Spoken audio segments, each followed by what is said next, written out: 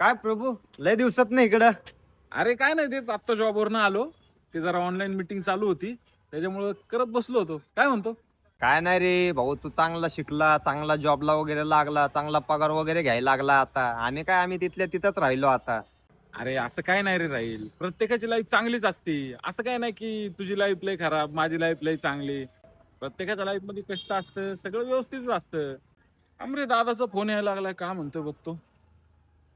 Hello, हा दादा. अरे बाळा, कुठे आहे तू? अरे जरा अर्जंट काम आहे, घरापाशी येशील का? चालते चालते, मी आलो ना, थांब ना. हा, ये पटकन ये. हा चालते. नाही, चल रे, जरा दादाने बोलवलं, काहीतरी काम आहे अर्जंट, जाऊन येऊ 5 मिनिटं. चल की जाऊन येऊ. बस.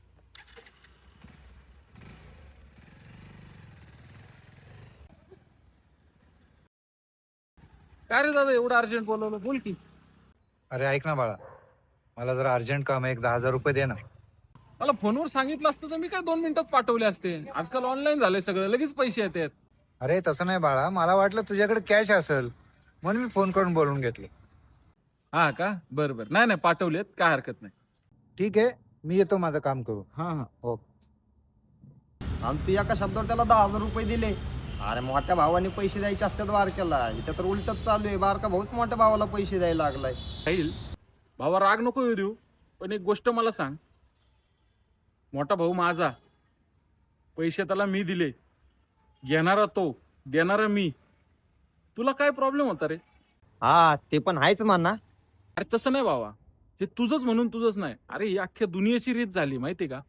एखाद्या जर घरातलं नवरा बायकोचं असो, भावा भावांचं असो, चांगलं जर चाललं असेल ना त्यांचं, लोकांना आहे ना बघवतच नाही. काही कारण नसताना बघवत नाही, काही कारण नसू दे तरी त्यांना बघवत. आणि असल्या विचारांमुळेच आज तुझ्यासारखी कित्येक माणसं आहेत ना, हे जीवनात महाग आहेत. तर बघितलं का मित्रांनो, ही दुनियाच अशी आहे. जर कुठल्याही घरात कुणाचं जर चांगलं चाललं असेल ना, तर ह्या दुनियाला ते कधीच बघवणार नाही. भले त्यांचा त्याच्यामध्ये काहीच फायदा नाही, तरी पण बघवणार नाही. तुम्हाला काय वाटतं? कमेंटमध्ये नक्की कळवा.